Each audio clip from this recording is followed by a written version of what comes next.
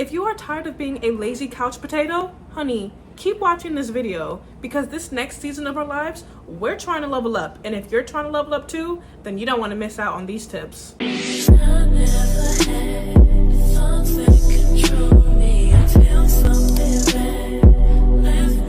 This morning I woke up and I, just like the Bruno Mars song, didn't want to do anything.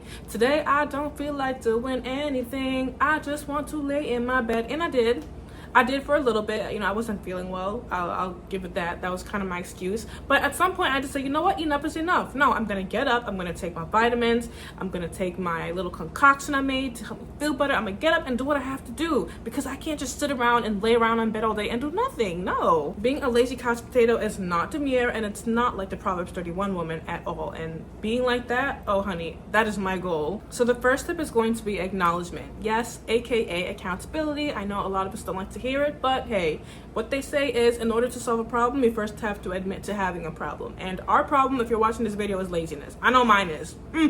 Mine is for sure. So you need to be able to identify areas where you feel like you're being lazy.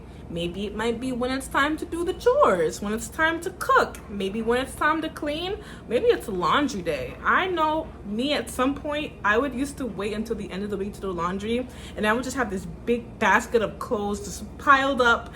And I would just be so annoyed and frustrated with myself, like, why did I wait until the last minute to do this? I remember I was in college and I had a chair. I feel so bad in saying this, but I'm being vulnerable and transparent. I had a chair where I would just put the laundry at the end of the day if I didn't feel like folding it on, and it would just pile up, and I was just like, oh my god, I gotta do something about this because enough is enough. So yes, identify the areas where you feel the most lazy, and now we can continue to the next point. Prioritize tasks. Prioritize. I don't know about you, but one thing I love to do is check off things that I need to get done. Some of our phones, if you have an iPhone, actually has an application where you can just mark things that you need to get done and check them off.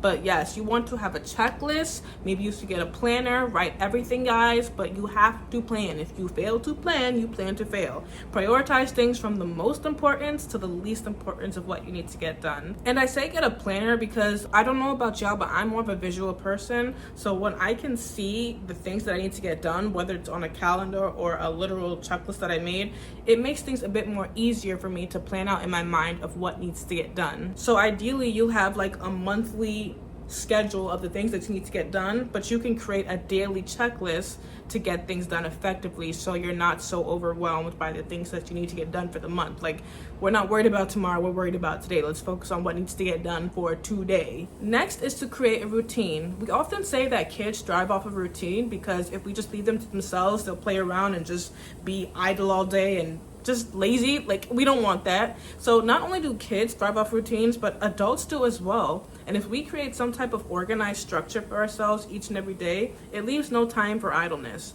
You might say, okay, around 5 or 6 in the morning, I'm not there yet, but around this time I plan to get up and maybe have devotions or go to the gym. Around 7 to 8 I plan on making breakfast. Around 9 to 10, whatever you need to do before to fill your day. You know how your day plans out, but you can schedule your day. And you can even schedule some time for free time.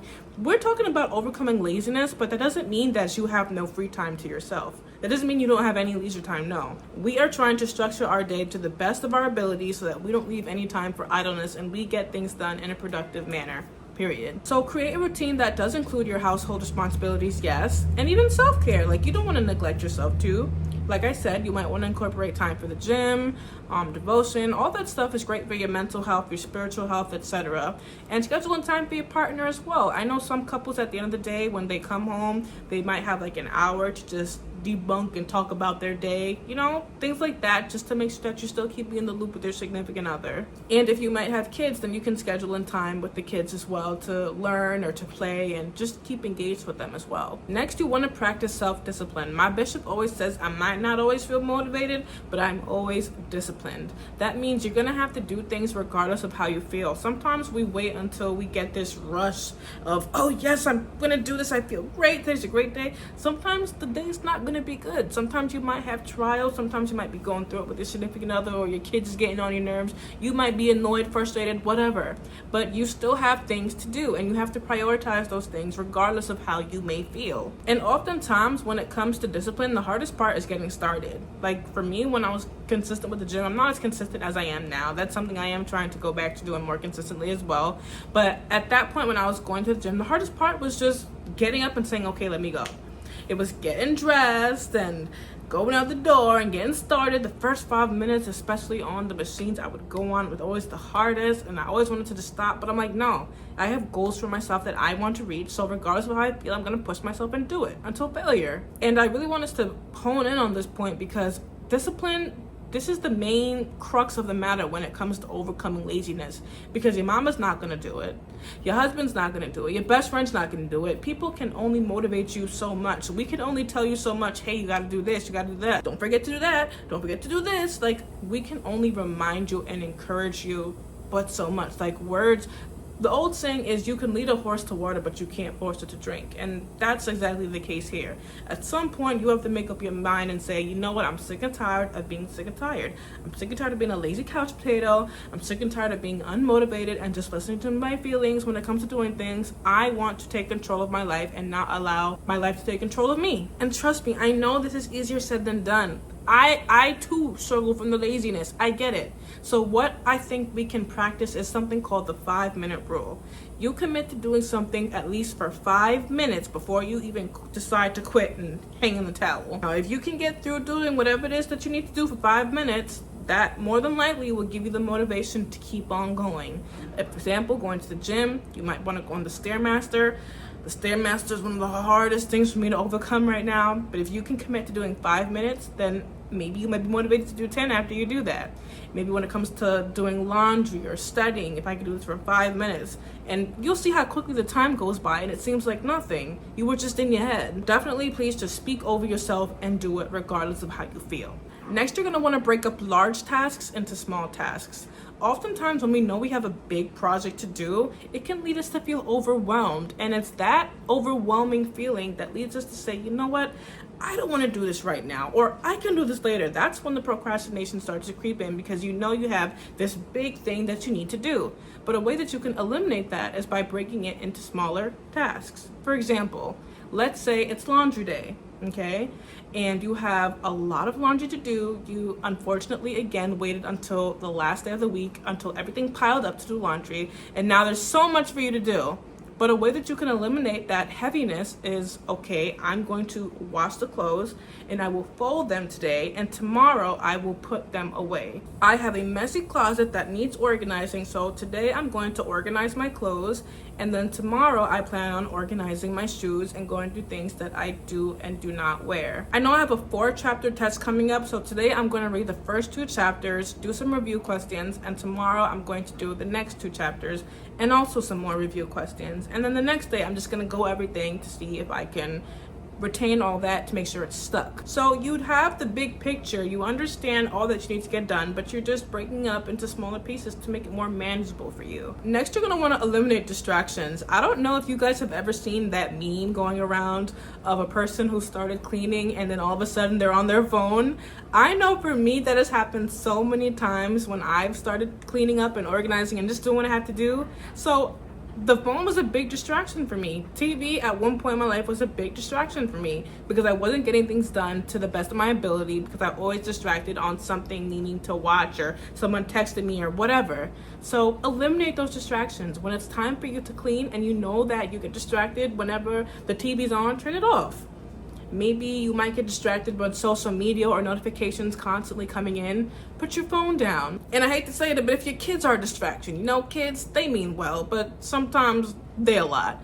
If your kids are a distraction, maybe put them in a separate room where they can play with their toys or have an educational program running while you can utilize that time to get done things that you need to get done. You could do the laundry. You could spend some time in the Word. You can do whatever it is you need to get done, but just make sure them distractions are being occupied for now. Whatever your distraction may be, eliminate it so that you can create a productive environment around you. Don't be afraid to ask for help. I think pride really holds us back as a people because we don't want to be perceived as weak or vulnerable, transparent. We don't want to do anything of the sort because it makes us, we think it puts us in a light as if we're less than, but really we all go through the same things. We all go through the same struggles. So don't allow your pride to stop you from getting help, because there are people who are more than willing to help you. And of course you have your significant other, but you can also ask your sisters, your friends, maybe your single friends, if they can help watch the kids for a little bit so that you can get things done, or maybe they can help you cook a meal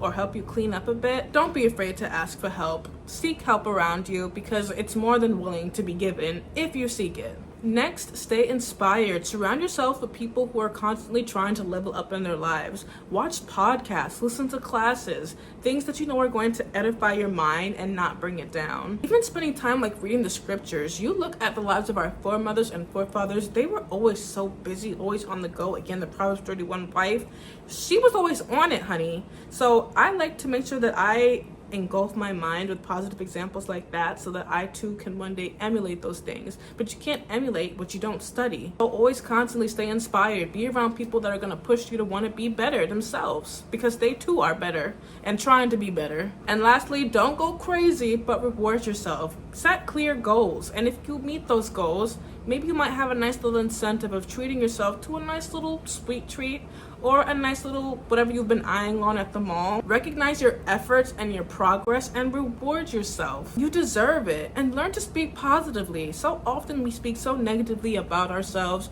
We say, oh, I can never get this done. But instead, why don't you say, I plan on getting this done by doing such and such. I will give it my all to make this happen. Instead of saying, oh my gosh, I always mess up when I do this, why don't you say to yourself, I found myself messing up while doing this, but I plan on overcoming it by doing this. Let me try another way.